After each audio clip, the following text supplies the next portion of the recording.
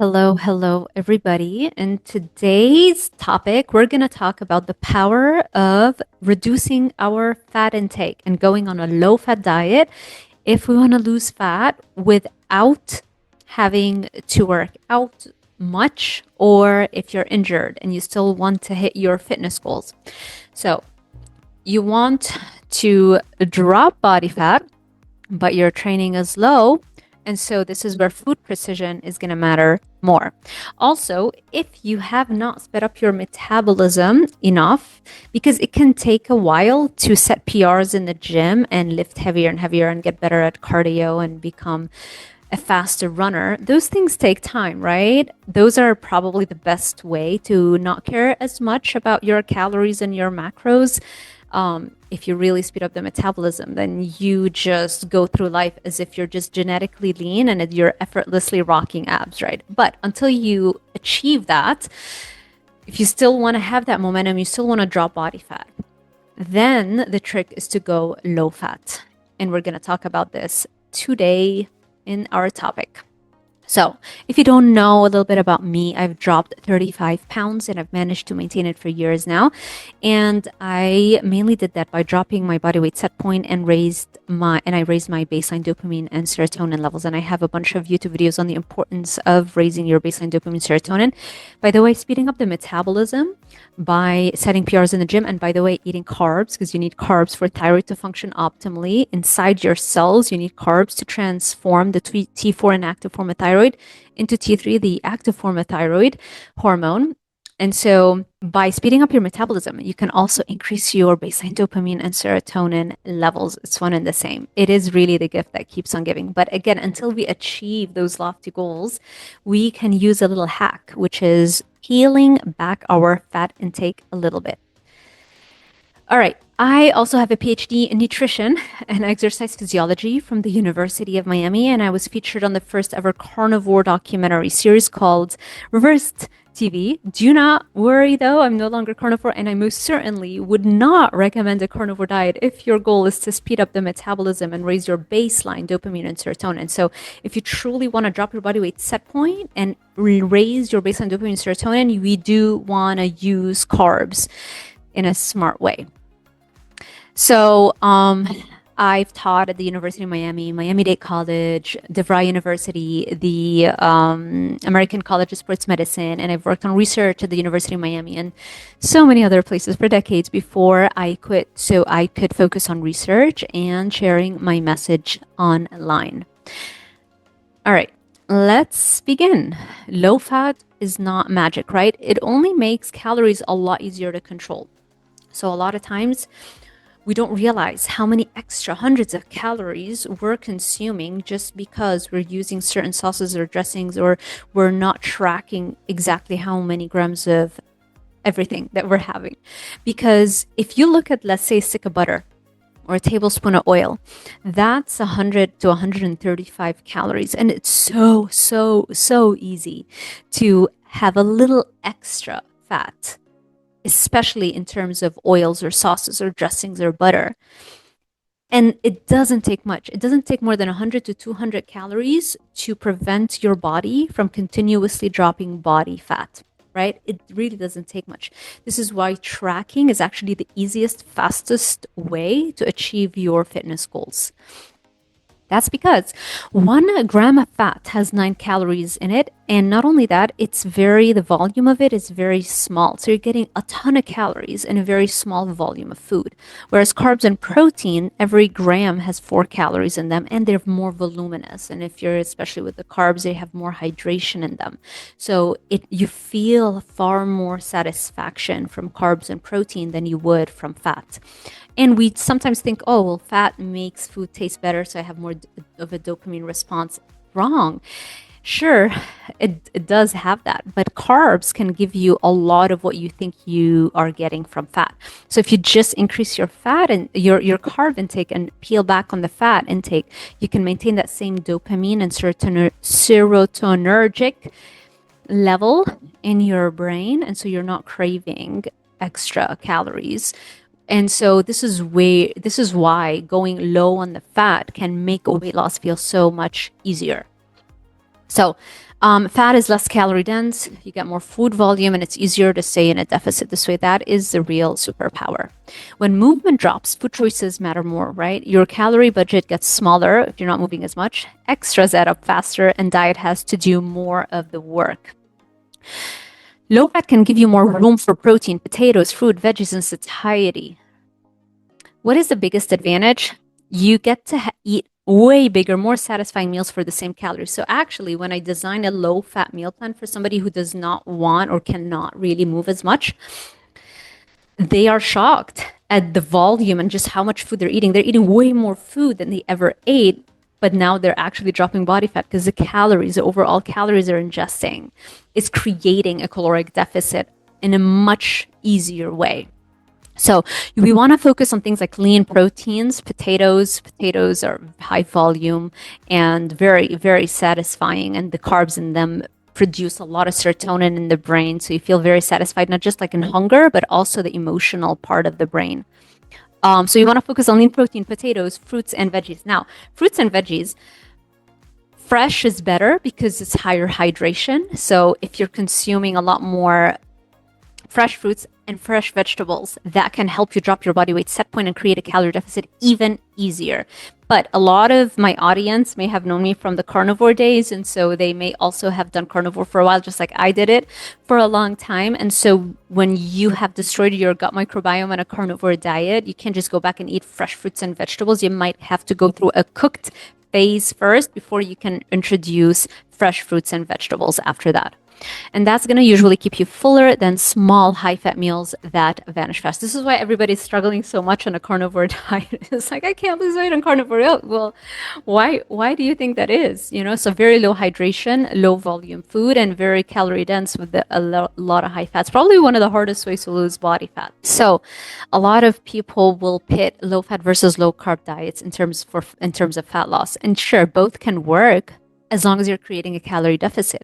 It's just infinitely easier to create a calorie deficit without feeling restricted on a low-fat, higher-carb diet than it is to do it on a low-carb, high-fat diet, right? And so this is why adherence to low-fat, higher-carb diets is actually much higher, especially when you're focused on whole foods. So low fat wins if you love bigger portions, which I feel like most of us prefer bigger portions.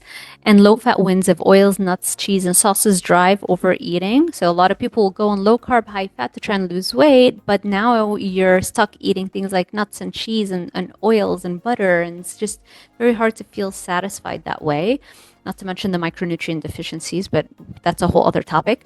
Low fat losses come from adherence, not magic, right? There's no magic in any of this, right? It's all about a calorie deficit. The trick is, okay, how can I create a calorie deficit in the easiest way possible? And this is where low fat, higher carb is so much easier to do. If you can't train much, protein matters even more, especially whole foods protein. So less protein supplements, less protein powders, more real protein. Just the act of munching and chewing on chicken or turkey or fish, white fish, right? Just that increases satiety a lot more than if you were to have something that is pre-digested and easier to ingest.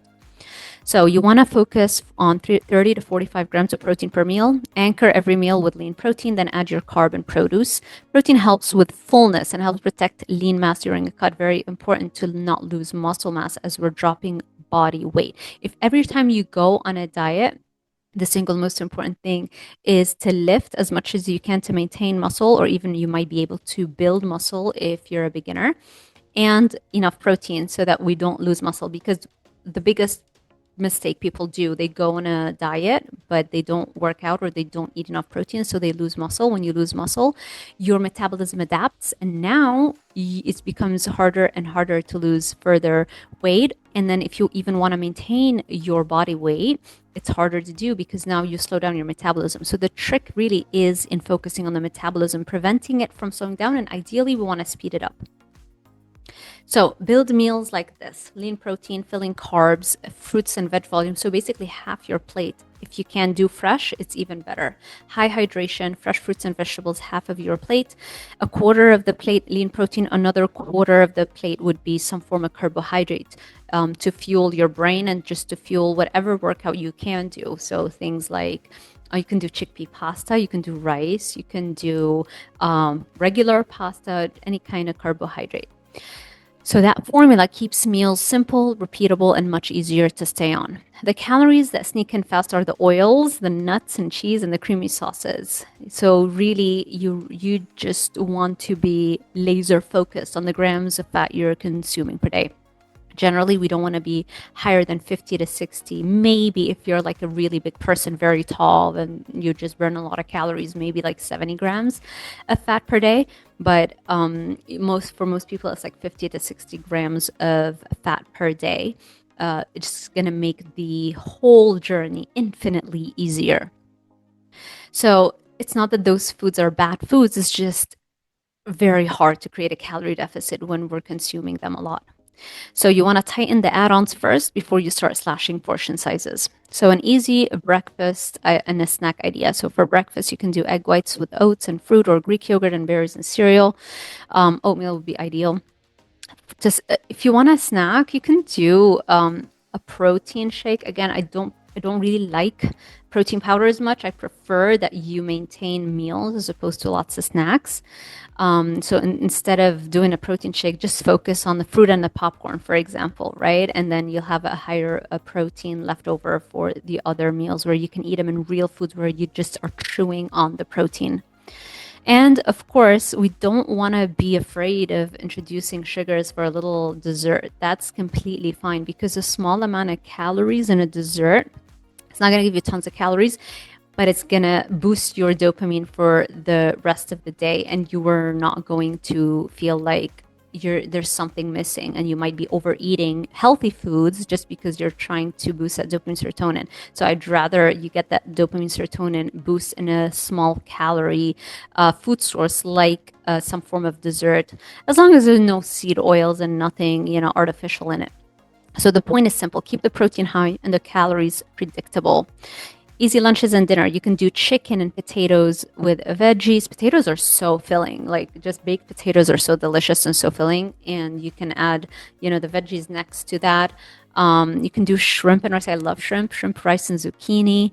Lean turkey, chili and beans, white fish and potatoes and salad. So basically anything that's repeatable, it beats perfection, right? And also, it's so much easier to meal prep those foods. You don't need more than an hour, 2 hours a week to prep the foods for the whole week. All right, let's go over some snack and dessert ideas that can keep you on track. Non-fat Greek yogurt bowl, unless you have a tendency for acne, or you're still working on reversing insulin resistance, then maybe dairy is not your best bet. Maybe coconut yogurt, things like that would be a much better thing to shoot for. Low-fat pudding or sorbet. Sorbet is a great idea. Or just like fruit with low-fat whipped cream on the side. That's a lot of volume, lots of hydration. You can do popcorn and fruit. You can do sourdough muffins, which I actually sell. I just launched those sourdough muffins. They're low-fat, which is why they're only 120 calories each.